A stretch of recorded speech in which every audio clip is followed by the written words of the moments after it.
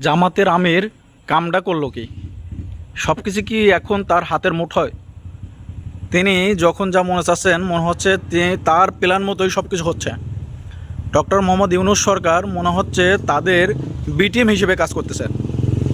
সেটা কিন্তু অনেকেই ধারণা করেছিল আগে, কেউ মুখ ফুটেও বলতে পারে নাই, কিন্তু এখন সেটা মুখ ফুটেও মানুষ বলতেছে যে সমন্বয়করা কখনো সমন্বয়ক নামে, কখনো জাতীয় নাগরিক কমিটি নামে, কখনো শিবির নামে, এবং মিজানুর রহমান আজহারি এরকম যারা হুজুররা আছে, মাওলানারা আছে, তারা সি টিম হিসেবে। এটাই কিন্তু সবাই ধারণা করতেছে যে জামাত তো আছেই, সমন্বয়ক বা ছাত্ররা যারা আছে এরা বি টিম, এবং মাওলানারা যারা বিভিন্ন জায়গায় ওয়াজ মাহফিল করেন, তাফসিরুল কোরআন মাহফিলে যান, তারা সি টিম হিসেবে কাজ করতেছে। আর সেই ঘটনাটা সত্য হলো মনে হচ্ছে আজকেই। কারণ জামাতের আমির এবং অন্তর্বর্তীকালীন সরকারের প্রধান উপদেষ্টা ডক্টর মোহাম্মদ ইউনূস যে গোপনে বৈঠক করেছেন, এটা কেউ জানতো না। আপনারা সবাই তো জানেন যে এই ডক্টর মোহাম্মদ ইউনূস ক্ষমতায় আসার পরে যখনই রাজনৈতিক দলের নেতাদের সঙ্গে বৈঠক করেছেন, তার 2 দিন থেকে 3 দিন আগে সংবাদ মাধ্যমে বিষয়গুলো চলে আসতো, এবং বিভিন্ন জায়গায় কিন্তু এটা প্রচারও করা হতো যে অমুক দিন রাজনৈতিক দলের সঙ্গে অন্তর্বর্তীকালীন সরকারের প্রধান উপদেষ্টা বসবেন, মিটিং করবেন।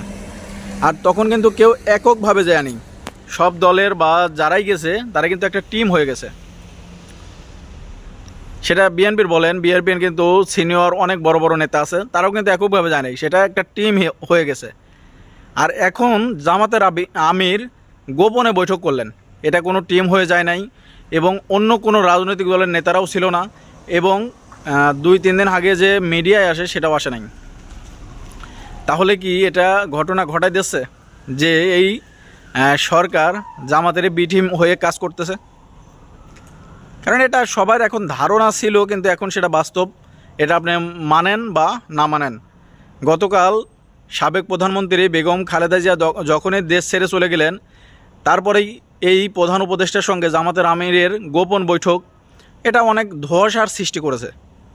আর এই কথাটা সংবাদ মাধ্যমে আসে উপদেষ্টা মাহফুজ আলমের, যিনি আন্দোলনের মাস্টার মাইন্ড ছিলেন, কিছুদিন আগে প্রধান উপদেষ্টার বিশেষ সহকারী ছিলেন, এখন তিনি নিজেই একজন উপদেষ্টা।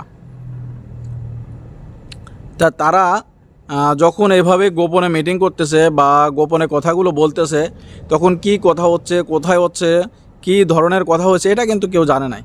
তবে সবার ধারণা বা সবাই এটা 100% জানতে পারে যে রাজনৈতিক বিষয় নিয়ে কথা হচ্ছে, এবং পরবর্তীতে প্ল্যান কি বা কিভাবে এই সরকার চলবে, কিভাবে তারা রাজনীতি করবে, তাদের রাজনৈতিক প্ল্যান কি হতে পারে, সম্ভবত এই বিষয়ে কথা বলেছে। সেটা বিশেষজ্ঞদের ধারণা যে তারা এই বিষয়ে কথা বলেছে।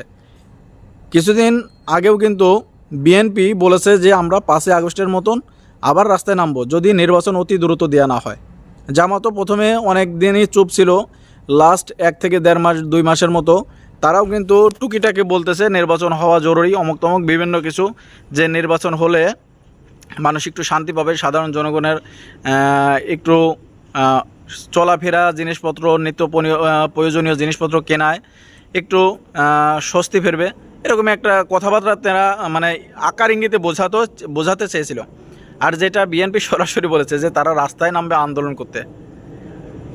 তো এখন এই জামাতের আমিরের সঙ্গে যে গোপন বৈঠক হলো, এটা নিয়ে অবশ্যই বিভিন্ন দলের রাজনৈতিক নেতারা বিবৃতি দেবেন বা তারা তাদের মন্তব্য জানাবেন, বা জামাতের আমিরের সঙ্গে কি কথা হয়েছে সেটা তো হয় আমরা জানি না, সেখানে সাংবাদিকরাও ছিলেন না।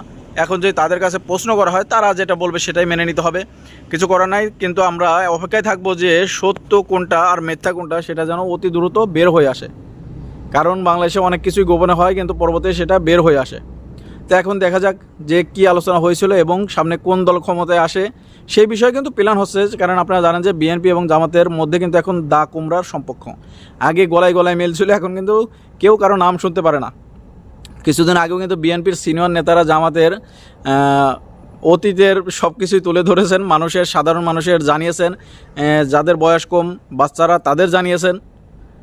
আবার জামাতও কিন্তু উল্টোপাল্টা কথা বলতেছে যে বিএনপি এগুলো করতেছে, অমুক তমুক, মানে নাম ধরে না বললেও কিন্তু বলতেছে তো বিএনপির, আর বিএনপি বলতে জামাতের, এটা সবাই এখন বোঝে বা জানে। তো এই কারণেই এখনও আমাদের অপেক্ষা করতে হবে সামনে কি ঘটতে যাচ্ছে বা কি হতে যাচ্ছে সেটা দেখার জন্য। যারা ভিডিওটি দেখছেন অবশ্যই ভালো লাগলে ভিডিওটি শেয়ার করবেন। সবাই ভালো থাকবেন। আল্লাহ হাফেজ।